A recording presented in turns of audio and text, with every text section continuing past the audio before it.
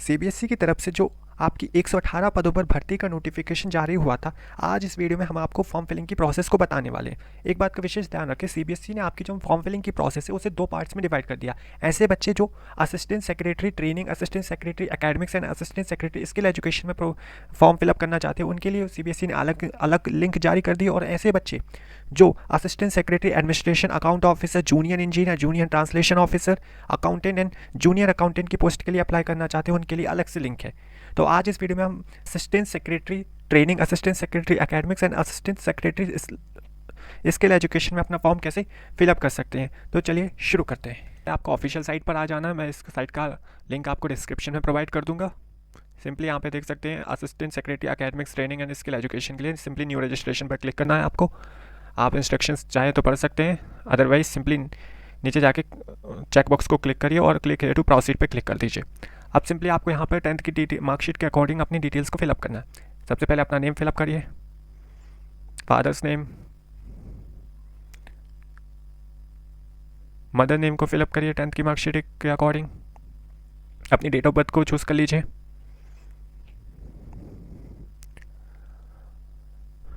Gender select कर लीजिए अपना। आइडेंटिटी टाइप में any other valid government ID with photograph select करके यहाँ पर आधार कार्ड का आप नंबर दे सकते हैं। अगर आपके पास आधार कार्ड नहीं है, कोई इशू है, तो पैन कार्ड वगैरह भी चल सकता है।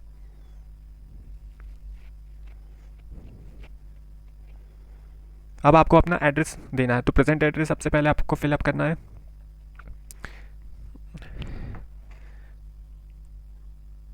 अब लोकेलिटी को फिल कर दीजिए, कौन सी कॉलोनी में आप रहते हैं।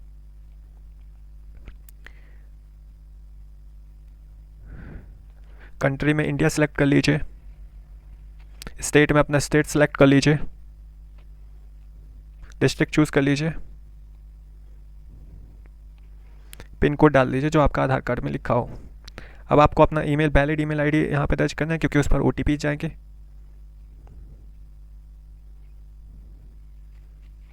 कंफर्म ईमेल आईडी पे भी वही ईमेल एड्रेस फिर से टाइप कर दीजिए।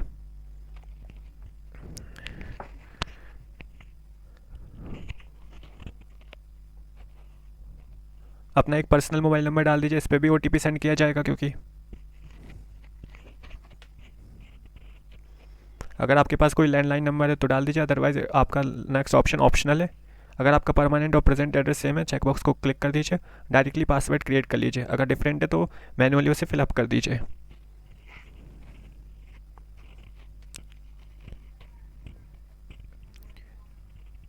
एक सिक्योरिटी क्वेश्चन सेलेक्ट कर लीजिए, आंसर लिख दीजिए, फिर सिक्योरिटी पिन या कैप्चा को फिलअप कर दीजिए।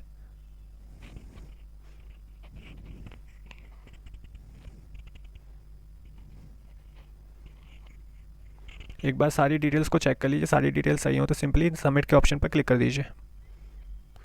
पॉपअप को क्लोज कर दीजिए। सारे पर्टिकुलर्स को वेरीफाई करके चेक बॉक्स को क्लिक कर दीजिए, टिक कर दीजिए। आई एग्री के बॉक्स को चेक कर लीजिए। सबमिट एंड सेंड ओटीपी पर क्लिक करके यस कर दीजिए। आपके फ़ोन नंबर पर एक ओटीपी आया, सिंपली ओटीपी को यहाँ पे फिलअप कर दीजिए।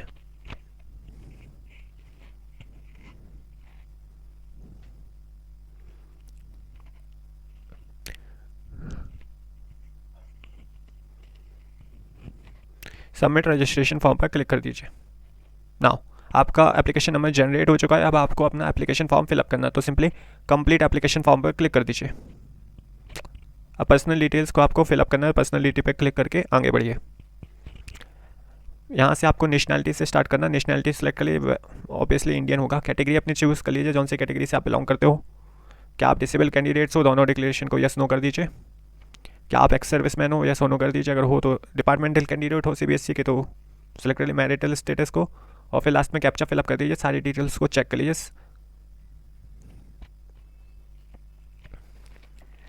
सारी डिटेल्स चेक कर ली, सब सेव एंड नेक्स्ट पे क्लिक करके कंफर्म यस कर दीजिए। नेक्स्ट, आप किस पोस्ट के लिए अप्लाई कर रहे हो, तो सिंपली आप देख सकते हैं यहाँ पर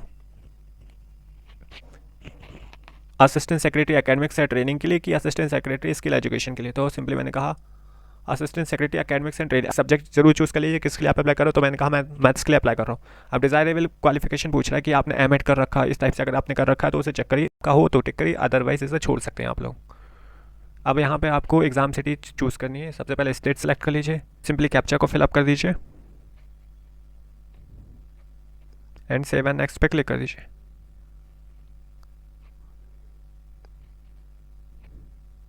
अब यहाँ पे आपको अपनी क्वालिफिकेशंस की डिटेल्स को फिलअप करना है, मतलब जो एसेंशियल क्वालिफिकेशंस है उनकी डिटेल्स फिलअप करना है यहाँ पर आपको। जैसे पोस्ट ग्रेजुएशन हो गई उस पर्टिकुलर सब्जेक्ट में, तो सिंपली स्टेटस सेलेक्ट कर लिया। अपेयरिंग कैंडिडेट्स तो एलिजिबल ही नहीं है अप्लाई करने के लिए।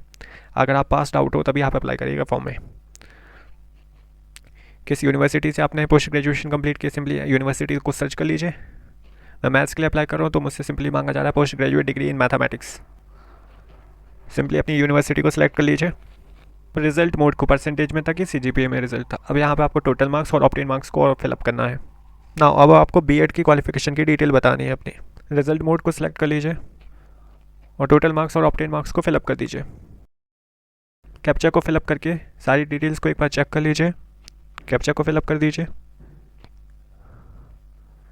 एंड सेव एंड नेक्स्ट पे क्लिक कर दीजिए। कंफर्म यस करिए। नाउ क्या आप अब यहाँ से आपसे पूछा जाए कि आप नेट क्वालिफाइड है या स्टेट एलिजिबिलिटी टेस्ट पास की है इस टाइप से, या डॉक्टरेट डिग्री है। अगर आपने पास किया तो अपना नेट क्वालिफाई, क्योंकि ये तो मैंडेटरी है, ये 3 चीज़ें तो मैंडेटरी थी ना अपनी, कि आपने एक पोस्ट ग्रेजुएशन डिग्री उस पर्टिकुलर सब्जेक्ट में आपके पास, आपने बीएड कर रखा हो और आपको नेट या स्लेट या डॉक्टरेट डिग्री आपके पास हो। सिंपली यहाँ पर नेट क्वालिफाई कर रखा है तो simply roll number, year of passing and subject क्या था नेट डाल दीजिए। मैं तो ट्यूटोरियल के बना रहा हूँ इसलिए मैंने XYZ रखा है वहाँ पर। चेक को फिलअप करके सारी डिटेल्स को एक बार चेक करके सेव एंड नेक्स्ट पे क्लिक कर दीजिए। अब आपको यहाँ पर अपने फोटोग्राफ्स और सिग्नेचर को अपलोड करना है। फोटोग्राफ का साइज़ जेपीजी में होना चाहिए। मैक्सिमम 200 KB तक चल सकता है, मिनिमम 10 KB है। इसे अपलोड कर दीजिए।